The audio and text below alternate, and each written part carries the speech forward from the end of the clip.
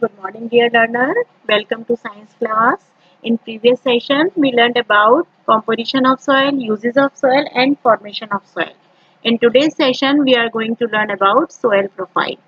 Soil is made up of different layers like this. These are the layers of soil. These layers contain particles of different sizes. The layers of soil form soil profile. This is called soil profile. It has three layers, one above the other. The first layer is topsoil.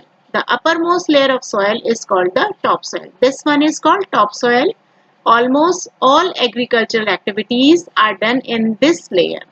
All the agricultural activities are done in this layer.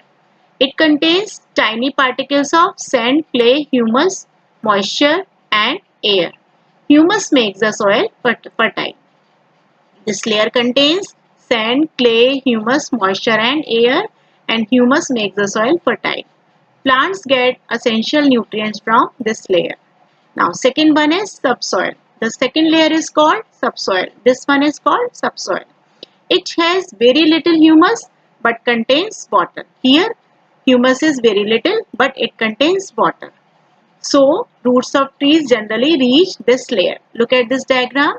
The roots of this tree are reaching in this layer. Bedrock. The third layer has large pieces of rocks and is called bedrock. Look at this figure. Here are the large pieces of rock and this layer is called bedrock. It is quite deep inside the earth. Soil erosion. What do you mean by soil erosion? Removal of topsoil. This is called soil erosion. Sometimes the topsoil is carried away by strong winds, washed away by heavy rains or flowing river water. So, the removal of fertile topsoil from a region by wind, rain or river water is called soil erosion. So, what is soil erosion? The removal of topsoil with wind, rain or river water. The loss of fertile topsoil makes the land unfit. If the topsoil is removed, it makes the land unfit for farming. Soil erosion occurs in those areas where the topsoil is bare. Bare means where the plants are not present and not covered with plants. Due to soil erosion, the land loses its fertility and becomes barren. Soil erosion can also cause water pollution and landslides. Due to soil erosion, there is water pollution and landslides occur. Plants act as soil binders. The roots of plants and trees growing in the soil bind the particles of topsoil together. Due to this binding of soil particles, the wind and water are not able to carry away the topsoil easily. Hence, the plants are very helpful in preventing the soil erosion of soil. They act as soil binders. Because plants act as soil binders, so we have to grow more plant in the soil because it acts as soil binders. Causes of soil erosion.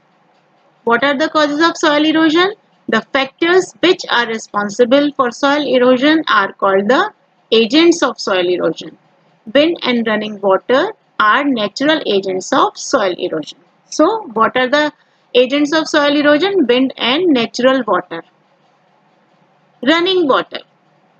When it rains, some rainwater seeps into the ground and some evaporates. The rest of the rainwater flows on land and takes a part of the soil with it. This causes soil erosion. Soil erosion by water is more in hilly areas as water flows down faster. Because on hilly areas water flows down faster, so the soil erosion is very prominent there. Along with rainwater, the topsoil of hills come down into rivers, lakes or seas. The flowing water of a river also causes soil erosion along the banks. Thus, more and more soil is carried out by river water as it flows down. On reaching the plains, the flow of river slows down. जैसे ही water hill से plain में पहुंचता है, उसका जो flow है, that becomes slow down. Part of soil therefore get deposited on the way, and some part of soil is deposited on the way. This is called silting. So silting is the part of soil deposited on the way. This deposited soil increases over a period of time and makes rivers change their way. This deposition of soil, this silting causes the river to change their way. This causes flooding. It causes flooding, and that results in loss of life and property. The effect of soil erosion by running water can be seen in Chambal Valley in Madhya Pradesh. Here, the soil erosion caused by running water has made the land unfit for cultivation. Second agent is wind. In deserts where grasses and plants are less, strong winds cause soil erosion. The strong wind blows away the topsoil from one place to another.